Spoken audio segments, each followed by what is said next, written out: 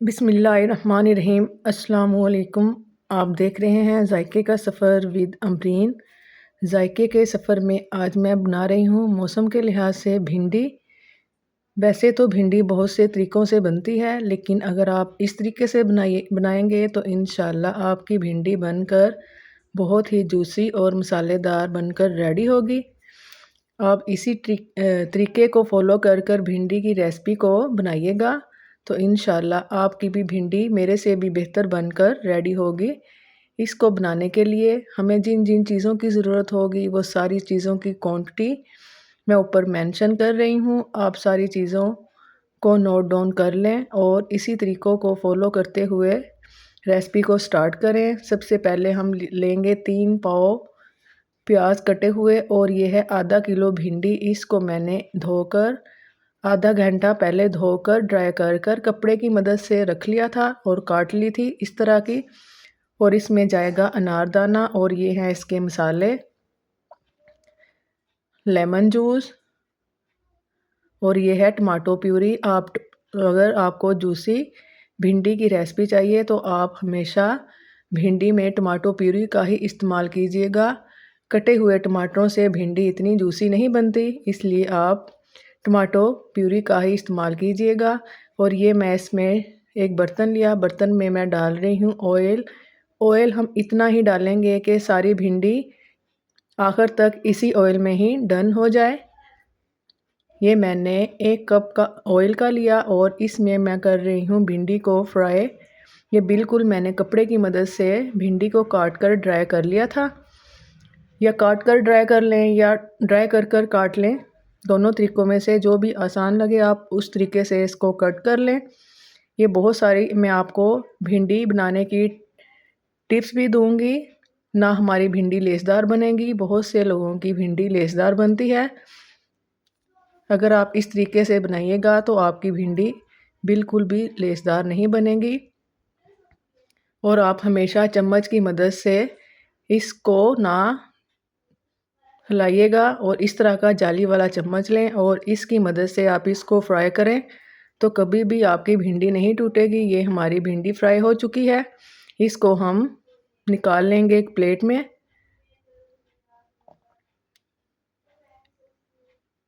और जो ये हमारे पास ऑयल बचा है इसमें हम डाल लेंगे कटे हुए 3 पाव प्याज। ये लच्छेदार से प्याज, थोड़े मोटे, मैंने इनको कट कर लिया था। अगर आपको बारीक पसंद है तो आप इससे भी बारीक कट कर सकते हैं, लेकिन ये दरमियाने से मैंने कट कर लिए थे। कट करने के बाद हम इसको उसी ऑयल में, जो हमारा ऑयल बच गया था जिसमें हमने भिंडी को फ्राई किया था, प्याज़ों को डाल देंगे और इसमें हम शामिल करेंगे। इसको हम चम्मच चलाते रहेंगे और फ्राई करते रहेंगे। ज़्यादातर लोग पहले अदरक लहसुन के पेस्ट को फ्राई करते हैं। फ्राई करने के बाद फिर उसमें सारे मसाला जात शामिल करते हैं, लेकिन मैं उस तरह नहीं बनाऊंगी। पहले मैं प्याज को फ्राई करूंगी। फ्राई करने के बाद अब मैं इसमें डालूंगी ये सारे मसाले। आप मसालों की क्वांटिटी अपने टेस्ट के मुताबिक डाल सकते हैं। ये बिल्कुल दरमियाने मसाले हैं, बिल्कुल ना तेज़ ना ज़्यादा। प्याज़ों में ये मसाले डालकर चम्मच की मदद से अच्छी तरह इसको मिक्स कर लें ताकि सारा मसाला यकजां हो जाए। अब मैं इसमें अदरक लहसुन का पेस्ट शामिल करूंगी। एक ये बड़ा चम्मच भरकर आधा चम्मच अदरक का और आधा लहसुन का, ये दोनों मसाले मैंने मिक्स इसमें शामिल कर दिए हैं। शामिल करने के बाद इसको भी प्याज़ों में डालकर अच्छी तरह मिक्स कर लेंगे।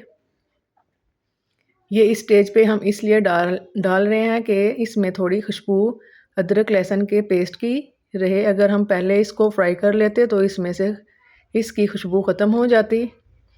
अब इसमें हम डालेंगे आधी प्याली टमाटो प्यूरी की। ये बनाएगी भिंडी को जूसी और बहुत ही खट्टा खट्टा सा इसका टेस्ट आएगा। टमाटो प्यूरी को भी इसमें डालकर अच्छी तरह मिक्स कर लें। और ये मैं डालूँगी 1 चम्मच भरकर अनारदाना। आप इसको बारीक कूट के भी डाल सकते हैं, लेकिन मैं इसको ऐसे ही डालूँगी धोकर।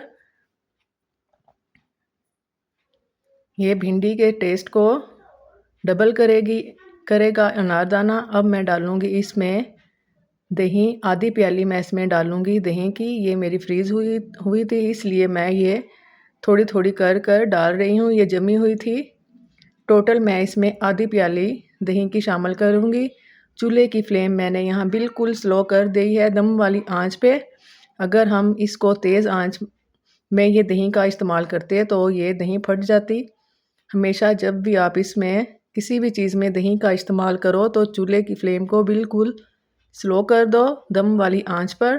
फिर उसमें दही शामिल कर चम्मच से मिक्स कर लो। अब मैं इसमें शामिल करूँगी 2 चम्मच सबसे आखिर में लेमन जूस के। ये सारे मसाले स्टेप बाय स्टेप डालकर इसमें मिक्स करते जाएं। ये तकरीबन हमारा 70% मसाला हमारा रेडी हो चुका है।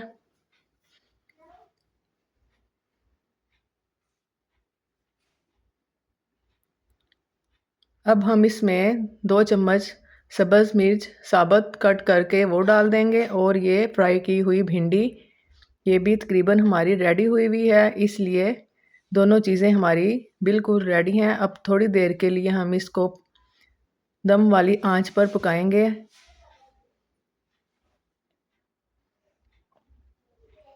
चम्मच से अच्छी तरह मिक्स करते जाएं ताकि ये हमारा मसाला नीचे ना लगे।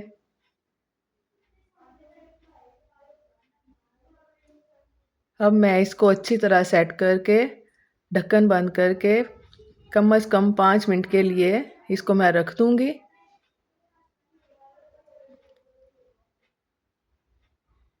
5 मिनट के बाद भिंडी का सालन माशाल्लाह अल्हम्दुलिल्लाह बनकर रेडी हो चुका है। अब ये मैं थोड़ा-सा इसमें डालूँगी गरम मसाला। चूल्हा हमारा बिल्कुल दम वाली आंच पे ही है। अब हम कर देंगे चूल्हे की फ्लेम को ऑफ और इसको करेंगे डिश आउट।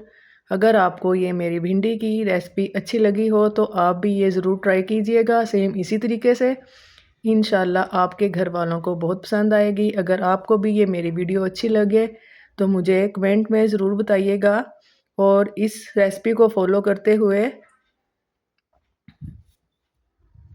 अपनी भिंडी की रेसिपी को रेडी कीजिएगा। इंशाल्लाह दुआओं में याद रखिएगा।